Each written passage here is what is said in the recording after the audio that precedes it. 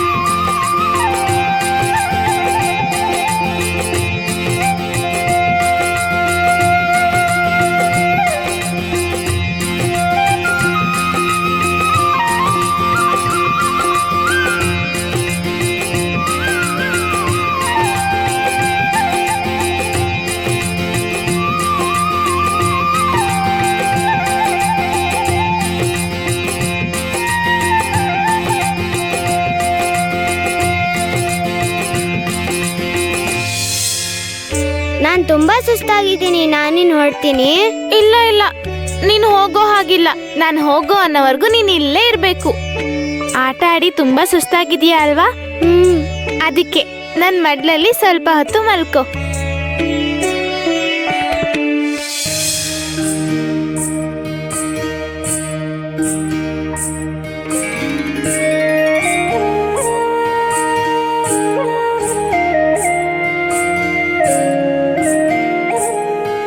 ನಾನ್ ಸುಸ್ತಾಗಿಲ್ಲ, ನೀನೇ ಸುಸ್ತಾಗಿದ್ಯಾ ಅಲ್ವಾ?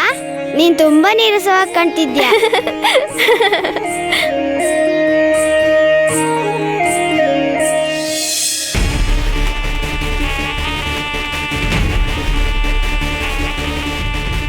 ಮನ್ಸಲ್ಲಿ ಬಾಬಾ ಅವ್ರನ್ನ ಮಹಾಕಾಳನ್ನ ಸ್ಮರಣೆ ಮಾಡಿ.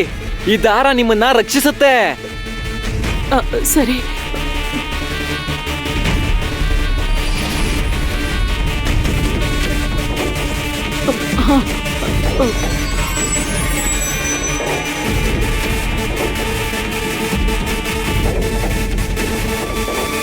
ಬಾಬಾವ್ರೆ, ಅಲ್ಲಿ ನನಗೆಲ್ಲ ವಿಷಯಗಳು ಸ್ಪಷ್ಟವಾಗಿ ಗೊತ್ತಾಗಿದೆ. ಮನೋರಮಾ ಮತ್ತೆ ಅವಳ ಮಗಳು ಯಮುನಾ ಮೇಲೆ ಸಕ್ಕು ಪ್ರಭಾವ ಬೀರಿಲ್ಲ. ಅದಕ್ಕೆ ಅವರಿಬ್ರ ಕೈಯಲ್ಲಿರೋ ಕರ್ಪೂರ ಉರಿಲೇ ಇಲ್ಲ. ಆದ್ರೆ ಉಳ್ದಿರೋರು ನೀವೆಲ್ರು, ನಿಮ್ಮೆಲ್ರ ಮೇಲೆ ಸಕ್ಕು ಪ್ರಭಾವ ಇದೆ. ಅದಕ್ಕೆ ನಿಮ್ ಕೈಯಲ್ಲಿ ಕರ್ಪೂರ ಉರಿತು. ನೀವು ಹುಷಾರಾಗಿರ್ಬೇಕು. ಆ ಸಕ್ಕುಗೆ ದೂರವಾಗಿರಿ, ಅವಳ ಹತ್ರ ಹೋಗ್ಬೇಡಿ. ನಿಮ್ಮೆಲ್ರ ಕೈಗೆ ದಾರ ಕಟ್ಟಿದೆ ಅಲ್ವಾ? ಅದು ಸಾಮಾನ್ಯವಾದ ದಾರ ಅನ್ಕೋಬೇಡಿ, ಅದು ರಕ್ಷಾ ಕವಚ. ಇನ್ನು ನಿಮ್ಗೆ ಯಾವ ರೀತಿ ಭಯನೂ ಇಲ್ಲ, ಯಾವುದೇ ರೀತಿ ಪ್ರಾಣಾಪಾಯ ಇರಲ್ಲ. ಆದ್ರೆ ಸಕ್ಕುವಿಂದ ನಿಮ್ ಮನೆಗೆ, ನಿಮ್ಮ ಕುಟುಂಬಕ್ಕೆ ಹಿಡ್ದಿರೋ ಅನಿಷ್ಟ ಇನ್ನೂ ಹೋಗಿಲ್ಲ. ಅದಕ್ಕೆ ಪರಿಹಾರ ಸಿದ್ಧ ಮಾಡ್ತಿದ್ದೀನಿ. ಅಲ್ಲಿವರೆಗೂ ನೀವು ತುಂಬಾ ಹುಷಾರಾಗಿರ್ಬೇಕು. ಇಂಥ ಪರಿಸ್ಥಿತಿಯಲ್ಲಿ ನಿಮ್ಮನ್ನು ಕಾಪಾಡೋದಕ್ಕಾಗೋದು ನನ್ನಿಂದ ಮಾತ್ರ ಸಾಧ್ಯ. ನಿಮ್ ಮನೆಗೆ ಹಿಡ್ದಿರೋ ಅನಿಷ್ಟನ ತೊಲಗಿಸ್ಬೇಕು ಅಂದ್ರೆ ತುಂಬಾ ತುಂಬಾ ಪರಿಹಾರನ ಮಾಡ್ಬೇಕು.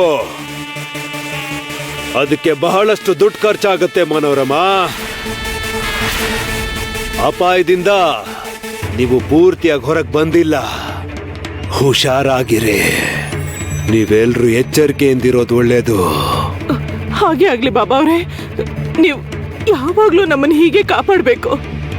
ಜೈ ಮಹಾಕಾಳ, ಜೈ ಮಹಾಕಾಳ, ಜೈ ಮಹಾಕಾಳ, ಜೈ ಮಹಾಕಾಳ.